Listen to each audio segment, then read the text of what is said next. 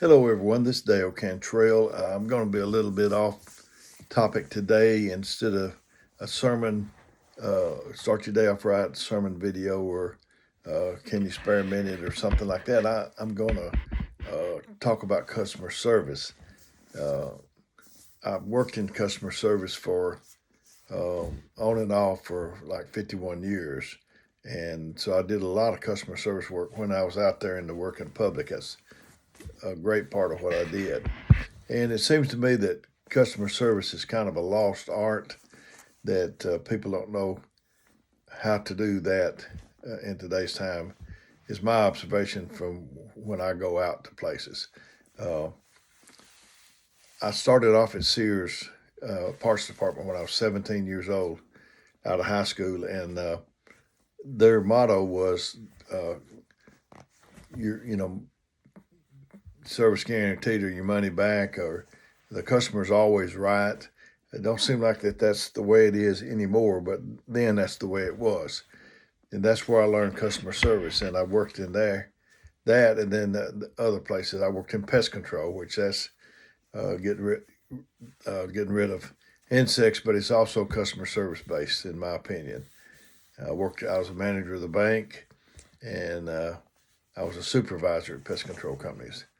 So when you work for a company, say as a pest control company, it's not just the people that answer the phone that's involved in customer service. About everybody in there is, in one way or the other, because you are the face and the voice, or the voice of the company you work for. Um, you are the company. If it's ABC company, you to that customer, you are ABC company. Uh, and you're a professional, so it would behoove us to learn our craft, customer service craft, because we are a professional, because we get paid for what we do, and it's involving customers. And like I said, to me, it's almost a lost art. When I call a company and needing some customer service, they will ask me over and over, "What'd you say your name was? What'd you say your account number was?" Um, and et cetera and et cetera. I think that when you're in customer service in person, but especially over the phone, you need to have a pencil and paper and get it right.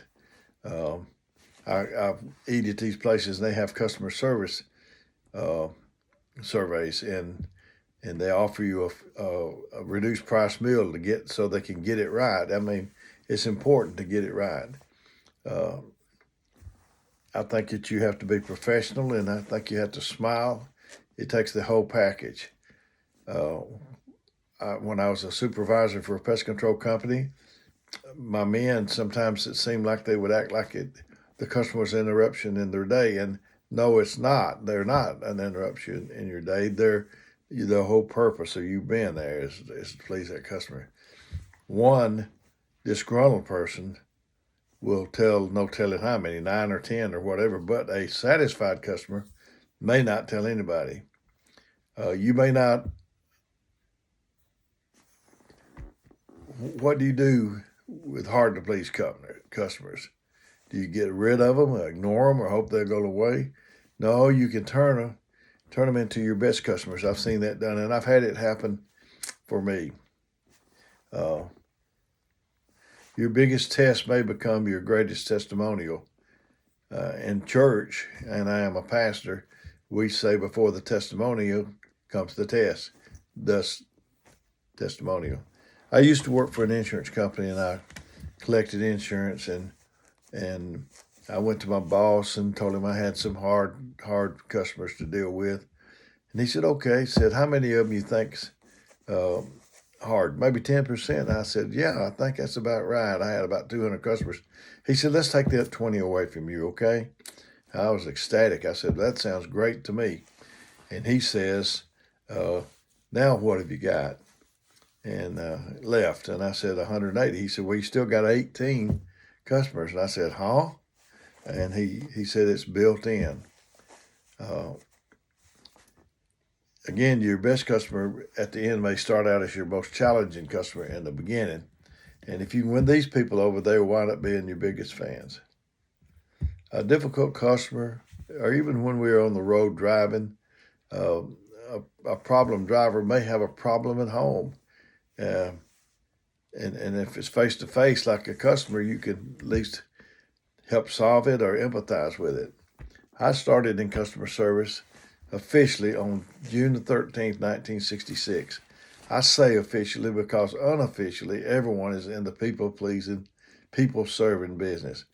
In church, I want to be a servant. There is not a traffic jam on the road to being a servant. Who's involved in customer service in your pest control company? Everyone that answers the phone, to those that make a service call at the customer's home, all are involved with customer service. In short, anyone who interacts in any way with a customer, and that's just about everyone in every organization. All pest control companies have chemical, equipment, vehicles, technicians. So the deciding factor is the pest control company or bank or wherever you work is the customer service. All banks have deposits, withdrawals, CDs, IRAs, and all that thing. The deciding factor is the customer service. Customer service, you have to have a servant's heart.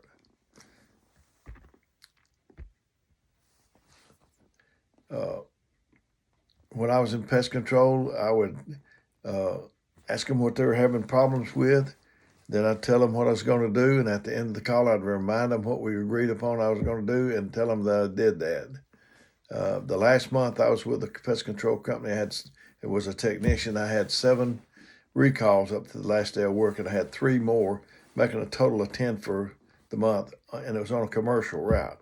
How was this possible? Was it because I was the best technician that company had ever had? No, because I may have provided them with the best customer service they ever had. Are your customers an interruption in your day, a nuisance? You should convey the feeling that they're one of the most important things in your day, and they are. Give customers what they need, not what you want them to have. My customers, I tried to make them feel like they were part of the family. And when I was a supervisor, the techs called me Brother Dale, not because I told them that they had to. They just did. And customers, they would refer to me as Brother Dale to their customers. And so one had a problem, and they told the technician about it. He said, well, ma'am, all I know you could do is just talk to Brother Dale. So they called and they said, is this Brother Dale? And I said, it sure is. I had them when I was a supervisor, they'd want to cancel. And the office would call me and they'd say, there's a lady on the line, he wants to cancel. What do you want me to do about it? Just take it off the books? I said, no, I want to talk to him. And I would tell him, ma'am, if you cancel, sir, if you cancel, we'll have to go look for somebody else to replace you. And we've got you already. So why don't we just keep you? What would it take to keep you? And I'd tell them that as long as I was at that company, they could call and talk to me. They wouldn't have to get caught in the loop. So there's a law: you reap what you sow. Live in service by the golden rule. Do unto others as you would have them do unto you. Would you mind paying what you are charging for the service you perform? A taker may eat better, but a giver will sleep better. Another advice I've got is get off the me channel. It's not about you. It's not about me. And in the customer service industry, it's about pleasing the customer. I was working for a pest control company back in 1968 or so, and I had a lady, and I couldn't please her. Didn't seem like, and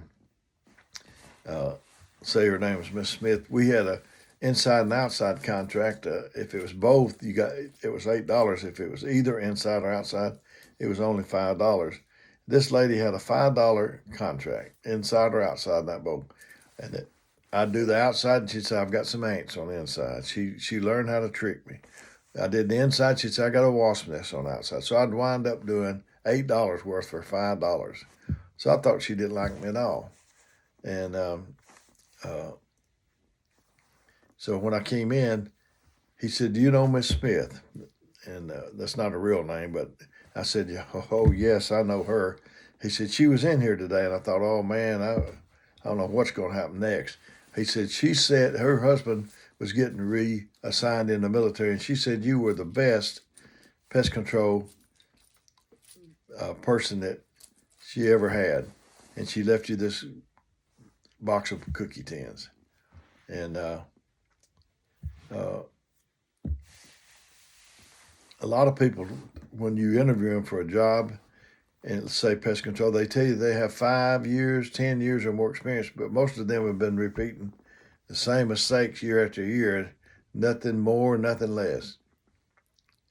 How can you stand out in the crowd in customer service of any that came before you or will ever come after you? What I did was when I got back to my vehicle, as I was filling out the paperwork, I made notes. We didn't have iPhones, but on a piece of paper or a service card. I looked for hobbies, pictures, conversations, especially in the residential. They'll let you know what their passion is. Grandkids are hunting.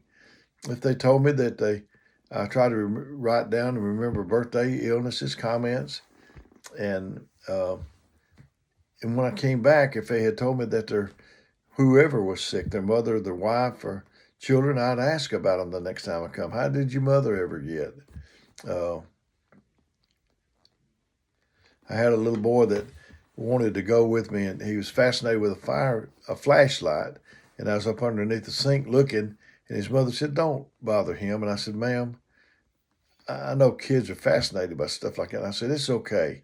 And not only did I win the kid, I won her too. People are like dogs. They can sense phonies and the real. Listen to your customers. Truly listen. The greatest compliment you can give anybody is just listen to the story all the way through and be genuinely interested. I always use the feel, felt, and found method. I understand how you feel. I felt the same way before myself. And I found that if you do this will work the best. I've tried to under-promise and over-deliver.